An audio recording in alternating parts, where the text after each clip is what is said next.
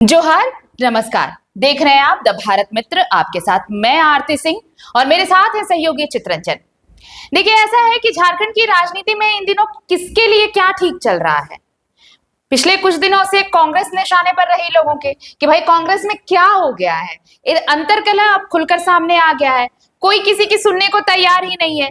जिन्हें भी अपनी सुनानी होती है वो प्रदेश कमेटी छोड़कर सीधे दिल्ली पहुंच जाते हैं। दिल्ली दरबार में अपनी व्यथा कथा सुनाते हैं और उसके बाद चीजें ठीक होने का इंतजार करते हैं और अमूमन चीजें ठीक हो भी जाती हैं। लेकिन इस वक्त हम कांग्रेस की बात नहीं करने वाले हैं, हम बात करने वाले हैं भारतीय जनता पार्टी की। बीजेपी में क्या इस वक्त कांग्रेस जैसी स्थिति हो रही है? ऐसा हम इसलिए कह रहे हैं क्योंकि यहां भी अंतरकलह अब खुलकर सामने आने लगे हैं। चाहे आप हजारीबाग का मसला देख लीजिए, प्रदीप प्रसाद और मनीष जायसवाल जो सांसद और विधायक हैं वहां के, उनके बीच जो तल्खियां हैं, एक स्टेडियम के बहाने क्रिकेट के नाम पर दोनों के बीच की तल्खी कैसे आ गई है कि कोई राम और लक्ष्मण कहा जा रहा है, कोई युधिष्ठिर और हस्तिनापुर का हवाला दे रहा है और ये कहा जा रहा है कि पट्टी अगर नहीं खोली तो हस्तिनापुर को डूबने से कोई नहीं रोक पाएगा। यहां तक कि पार्टी छोड़ भी देने की बात कही जा रही है। ये सारी चीजें चल रही है। फिर आप राजधानी की बात कर लीजिए, रांची प्रकोष्ठ में आप बात करेंगे तो यहाँ भी संजय सेठ और आदित्य साहू के बीच, प्रदेश अध्यक्ष के बीच जो चीजें मतलब सामने आने के लिए आप कहें कि इनडायरेक्टली वो चीजें जो सामने आई शायद वो नहीं आनी चाहिए थी। तो क्या ऐसा है कि अगर जब आपकी पकड़ कमजोर होती है, जब नेतृत्व कमजोर होता है, तो फिर जो कमजोर कड़ियां होती हैं वो इसी तरह अलग होने लगती हैं, ठीक कांग्रेस की तरह।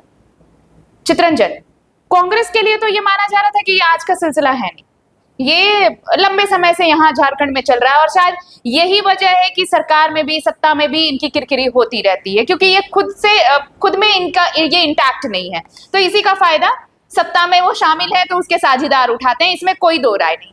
लेकिन बीजेपी को क्या हुआ है?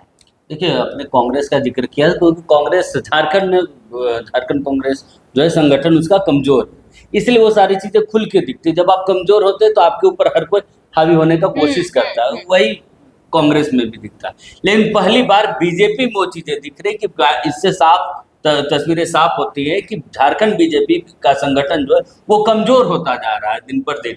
क्योंकि एक तो सबसे बड़ी इसकी वजह है कि सत्ता से पहली बार झारखंड में इतने लंबे समय तक बीजेपी बाहर रही है, सत्ता से दूर है। झारखंड के इतिहास में ऐसा बीजेपी के साथ कभी नहीं हुआ, हमेशा वो सत्ता में रहा है, ज्यादा से ज्यादा 2 साल 3 साल तक के लिए सत्ता से दूर रहे, लेकिन लंबा समय जो है सत्ता से बीजेपी को दूर रहना पड़ रहा है और इसके कारण संगठन में गुटबाजियां चरम पर है।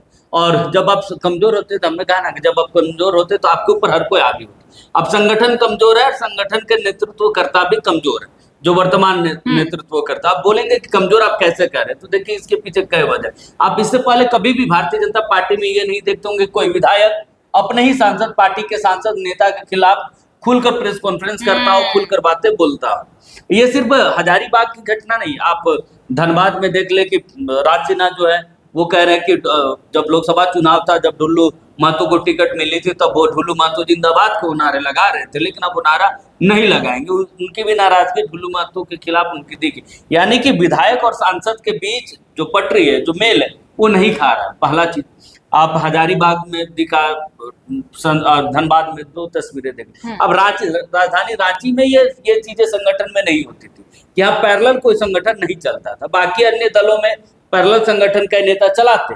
देखिए, निशिकांत दुबे भी झारखंड बीजेपी से बहुत ज्यादा जो है सरोकार नहीं रखते, वो राजनीति बीजेपी की करते, केंद्रीय पॉलिटिक्स करते हैं। जब उनको लगता है कि पार्टी की कोई बहुत बड़ी अहम बैठक है, जिस बैठक में रहना अनिवार्य है, जिसका जो है कहा जाए इम्पैक्ट पड़ेगा केंद्र की राजनीति से, केंद्रीय नेतृत्व क्लास ले सकता है, तो उस बैठक में वो शामिल होते हैं, वो भी चुनावी दौर में, सिर्फ चुनाव के समय। बाकी समय वो आपको प्रदेश मुख्यालय में नहीं नजर नहीं आते। हाल के दिनों में उन्होंने कहा भी अपने कार्यकर्ता को कि अरे रांची में रहने से नेता बनिएगा, गोड्डा आइए, गोड्डा में नेता बनिए। यानी कि ये क्या, कुछ वक्त पहले भी उन्होंने बाबूलाल मरांडी और अर्जुन मुंडा के साथ जो घटना घटी थी कि अधिकारी उनको मान सम्मान, उस पर भी उन्होंने ट्वीट करके कहा था, उसमें जिक्र किया था जो भारतीय जनता पार्टी के जो नेता बाबूलाल मरांडी, अर्जुन मुंडा, इन नेताओं को उन्होंने, आदित्य साहू, इन नेताओं का जिक्र किया था कि आप लोग जो अलग अलग गुट बना रहे हैं तो इसी का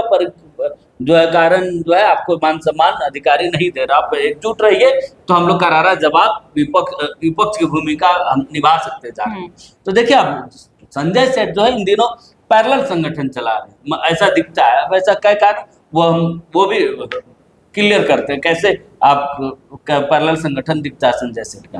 देखिए कोई भी केंद्रीय नेता जब झारखंड में आते हैं, अब केंद्रीय राज्य मंत्री संजय सेठ है, अब बीजेपी की सत्ता है केंद्र में, तो जब भी बीजेपी का कोई बड़ा नेता केंद्रीय नेता आता है तो पार्टी दफ्तर उनको लाने के बजाय वो सीधा अपने घर ले जाते हैं और वहां इतनी अच्छे से मेहमान नवाजी करते हैं। मेहमान नवाजी देखिए कि कोई भी दिल्ली का नेता केंद्रीय नेता जब झारखंड आता है तो सबसे पहले उसकी कोशिश होती है कि अपने बीजेपी के जो कार्यकर्ता उनसे वो मुलाकात करे। तो संजय सेठ यही काम वो अपने आवास में करते हैं। वो पार्टी कार्यालय में वो फॉर्मेलिटीज ना करके वो अपने कार्यालय में करते हैं और अपने क्षेत्र के कार्यकर्ताओं को, अपने ही क्षेत्र नहीं बल्कि अन्य क्षेत्रों के कार्यकर्ता भी जो है को मुलाकात करवाते हैं। अभी हाल के दिनों में उड्डयन मंत्री आए थे, उनके साथ भी संजय सेठ ने यही किया कि मेहमान नवाजी अपने घर पे की। इससे पहले भी एक नेता है, यहाँ तक कि प्रदेश अध्यक्ष तक नहीं मिल पाए भाई। पर देखिए प्रोटोकॉल, बीजेपी में प्रोटोकॉल बहुत मायने रखता है। जैसे राष्ट्रीय अध्यक्ष नितिन नवीन है और कई नेताओं से जूनियर, जितने भी अभी केंद्र में मुख्य पदों पर बैठे हुए, चाहे वो नितिन गडकरी बात कर ले, अमित शाह, नरेंद्र मोदी, इन तमाम नेताओं से बहुत जूनियर। लेकिन इसकी शुरुआत खुद प्रधानमंत्री ने की जब वो उनकी ताजपोशी की जा रही थी। जब परिणाम सामने आए तो बोले कि हमारा अध्यक्ष तो यही, ये जो कहेंगे हम वो करें। तो एक मैसेज देने की उन्होंने कोशिश की। जो देश भर में ये प्रोपेगेंडा जो चल रहा है कि जूनियर सीनियर, तो ऐसा नहीं, जिसको कुर्सी पर बैठा दिया जाता है खासकर भारतीय जनता पार्टी में वो सर्वोच्च हो जाता है, उसी के अंडर रह के आपको जो है राजनीति करनी है। लेकिन झारखंड में वो चीजें नहीं दिख रही थी। आदित्य साहू के प्रदेश अध्यक्ष बनने के बाद ये गुटबाजियां खुलकर सामने आ रही कि पैरेलल एक संगठन संजय सेठ चला रहे रांची में। वो कोई भी केंद्रीय नेता आते हैं तो उनकी ताजपोशी, मेहमान नवाजी जो है अपने घर में ही करते हैं और प्रदेश के नेताओं से वो दूरी बना कर रखते हैं। साथ ही साथ धनबाद का भी जिक्र मैंने जिक्र किया, हजारीबाग का किया, गुमला जो सामने गुमला है, वहां क्योंकि आपके सांसद विधायक दोनों नहीं, और जो गुमला का जो लोकसभा क्षेत्र है उसमें लोहरदगा जो लोकसभा क्षेत्र जो है उसमें गुमला विधानसभा भी आता है, मांडर विधानसभा। इन क्षेत्रों के जो विधायक का चुनाव लड़ चुके उन नेताओं में भी तालमेल नहीं है। और जो लोकसभा चुनाव लड़ चुके वो तो पहले से गौण नेता है कि वो बहुत ज्यादा एक्टिव नहीं है। हालांकि केंद्रीय नेतृत्व में उनका, राष्ट्रीय नेतृत्व में उनकी पकड़ अच्छी खासी मजबूत है। वो राष्ट्रीय नेतृत्व जो अपने मोर्चा का वो करते भी है, इसलिए वो बहुत ज्यादा झारखंड की पॉलिटिक्स में इंटरफेयर नहीं करते। वो आरोप प्रत्यारोप वाली सियासत से वो दूर रहते, पार्टी ने जो काम दे दिया वो करते हैं। तो देखिए पूरे झारखंड में बीजेपी का इन दिनों यही चल रहा है। इसलिए मैंने कहा कि जब आप कमजोर होते हैं तो आपके ऊपर हर कोई हावी होना चाहता है। और इस वक्त बीजेपी जो है, झारखंड में बीजेपी कमजोर है, संगठन कमजोर है। यही कारण है कि कार्यकर्ता और नेता हावी हो रहे हैं और संगठन कमजोर होने के नाते इनका जो नेतृत्व करता है वो भी कमजोर। तो दोनों चीजें जो है कमजोर मिल गई। यही अगर संगठन कमजोर रहता लेकिन नेतृत्व करता जो है स्ट्रॉन्ग पर्सन होता तो ये सारी चीजें पब्लिक डोमेन पर नहीं दिखती। जितने भी प्रदेश के नेता है, ये आज की गुटबाजी इनकी है नहीं। बाबूलाल मरांडी का एक अपना गुट है, अर्जुन मुंडा का अपना गुट है, रघुवर दास का अपना गुट है, संजय सेठ का अपना गुट है। तो देखिए इन सभी नेताओं का अपना अपना गुट आज का नहीं है, बहुत पुराना गुट है। लेकिन देखेंगे कि इससे पहले पब्लिक डोमेन पे इनका ये गुटबाजी नहीं आती। निशिकांत दुबे संथाल में अपना उनका गुट है, जिनको चाहते हैं हराना हरा देते हैं, जिनको चाहते हैं जिताना जिता देते हैं। इस विधानसभा चुनाव में भी वही दिखा। रणधीर सिंह के खिलाफ थे, रणधीर सिंह चुनाव हार गए। हालांकि अमित मंडल के पक्ष में थे लेकिन वो चुनाव नहीं जिता पाए उनको।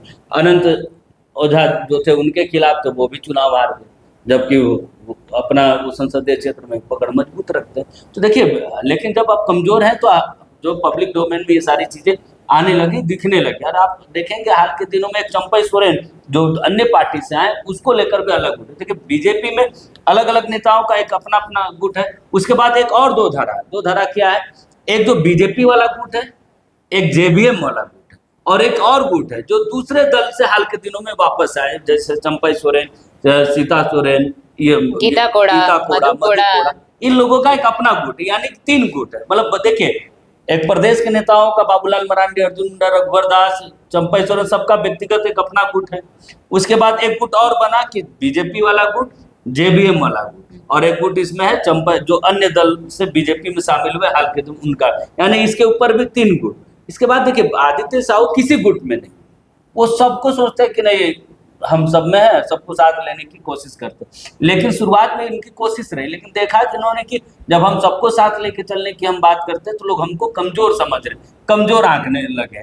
यही कारण कि हाल के दिनों में आप देखेंगे कि बहुत ज्यादा इन नेताओं के साथ उनका तालमेल आप नहीं देखेंगे, वो थोड़ी अलग अलग राह वो भी चल रहे हैं। तो यही कारण है कि भारतीय जनता पार्टी में पहली बार झारखंड में खासकर अगर संगठन में बात की जाए तो खुलकर गुटबाजियां बीजेपी में दिखने लगे। इसकी सबसे बड़ी वजह है कि नेतृत्वकर्ता और संगठन दोनों कमजोर होता जा रहा है, और इसी तरीके से चलता रहा तो बीजेपी झारखंड की सत्ता से वर्षों दूर रहेगी। और यही कारण है कि राष्ट्रीय नेतृत्व जो है जेएमएम के साथ जो चीजें आती है कि झारखंड मुक्ति मोर्चा के साथ सरकार में आई, क्योंकि बीजेपी जानती है कि अगर लगातार 10 वर्षों तक अगर वो सत्ता से दूर रहे तो इसका खामियाजा संगठन पर पड़ेगा, संगठन जो वो शून्य पर आ जाएगा। यही कारण है कि आप हाल के दिनों में निशिकांत दुबे ने भी बयान दिया था कि हेमंत सोरेन के पास कोई विकल्प नहीं, चारों तरफ से रास्ते बंद हो चुके, उनका एकमात्र विकल्प भारतीय जनता पार्टी है।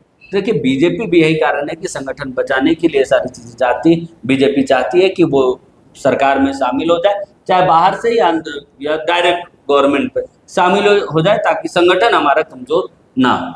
चलिए, तो संगठन कमजोर ना हो, और सबसे बड़ी बात आप इसे एक एग्जाम्पल के तौर पर भी समझ सकते हैं कि किसी परिवार में अगर उसका मुखिया मजबूत नहीं है तो फिर परिवार को बिखरते देर नहीं लगती है, और तब जो अलग अलग हैं सब अपने अपने रास्ते चुन लेते हैं, कोई बताने वाला ही नहीं होता है कि भाई आपके लिए क्या सही है, क्या करना है, नहीं करना है। तो वही हाल अभी कुछ है झारखंड बीजेपी का कि अगर नेतृत्व ही कमजोर होगा तो जाहिर तौर पर संगठन की जो कमजोरियां हैं वो धीरे धीरे निकल के सामने आएंगी, और वही कमजोरियां आप दिखने लगी हैं ठीक कांग्रेस की ही तरह। तो कांग्रेस का तो अपना मसला है, वो सुलझाएंगे, उनका ऐसा ही चल रहा है, लेकिन क्या वाकई बीजेपी भी कांग्रेस की राह पर चल पड़ी है? अगर आपको पता हो तो आप हमें कमेंट सेक्शन में अपनी राय भेज सकते हैं। दीजिए इजाजत, नमस्कार, जोहार।